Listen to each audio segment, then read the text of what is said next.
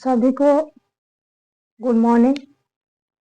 मैं रूबी कुमारी आप लोगों को स्वागत करती हूँ अपने चैनल में।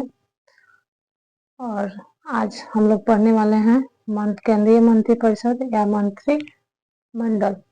पिछले क्लास में हमने पावर ऑफ प्रेसिडेंट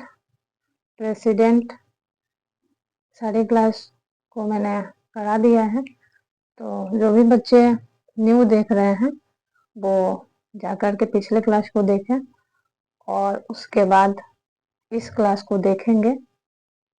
अभी देख रहे हैं तो कुछ समझ में आएगा, लेकिन क्लियर करने के लिए पीछे की सारी क्लास को आपको कवर करनी पड़ेगी। तो चलिए आज स्टार्ट करते हैं। मंत्री परिषद और मंत्रिमंडल भारत में संसदीय शासन व्यवस्था को अपनाई गई है। हम लोग उसी के रूल पे चलते हैं और जो राष्ट्रपति द्वारा ये शासन व्यवस्था को अपनाया गया है उसको हम एक नाममात्र कार्यपालिका के रूप में, जो हेड होता है वो कौन होता है? राष्ट्रपति होते हैं।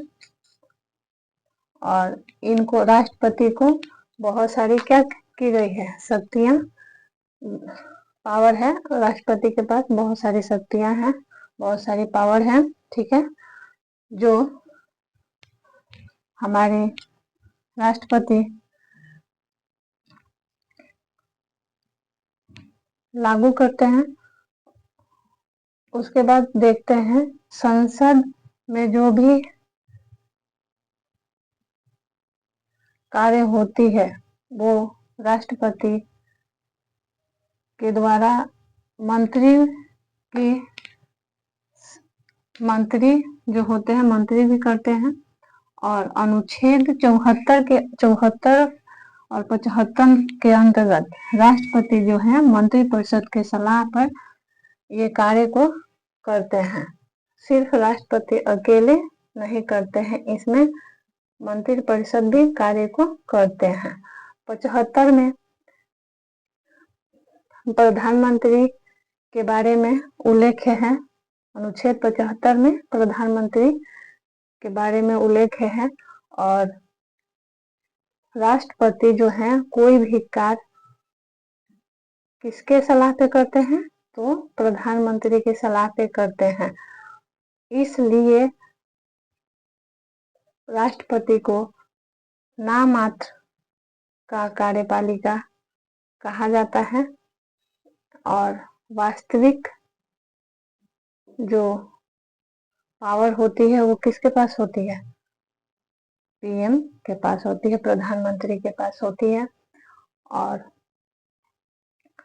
अनुच्छेद 74 में मंत्रिपरिषद का गठन किया जाता है, राष्ट्रपति के द्वारा किया जाता है। और किसके सलाह पे? तो पीएम की सलाह पे किया जाता है।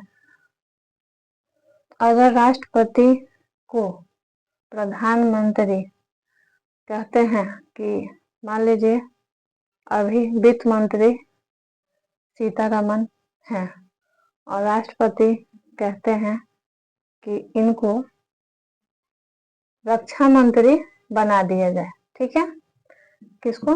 सीतारमन को क्या वित्त मंत्री की जगह क्या बना दिया जाए? रक्षा मंत्री। वित्त मंत्री अभी हैं फिलहाल प्रेजेंट में, तो इनको रक्षा मंत्री बना दिया जाए। तो राष्ट्रपति पीएम की सलाह पे क्या कर सकते हैं? रक्षा मंत्री बना सकते हैं। अगर किसी संसद में कोई भी कार्य जो है, जो भी मंत्री हैं वो कार्य के लिए योग्य नहीं है, तो उनको पीएम की सलाह पर राष्ट्रपति क्या कर सकते हैं? उनको हटा सकते हैं, दूसरे को रख सकते हैं। लेकिन वास्तविक जो पावर होती है किसके पास होती है? प्रधानमंत्री के पास होती है। और कोई भी शपथ अगर लेना है तो वो किसके द्वारा दिलाई जाती है? राष्ट्रपति के द्वारा दिलाई जाती है। और राष्ट्रपति देते हैं कि राष्ट्रपति के द्वारा शपथ लिया जाता है। अगर किसी भी मंत्री को मान लीजिए कि क्या करना है, त्याग पत्र देना है, तो वो त्याग पत्र किसको देंगे? राष्ट्रपति को ही देंगे।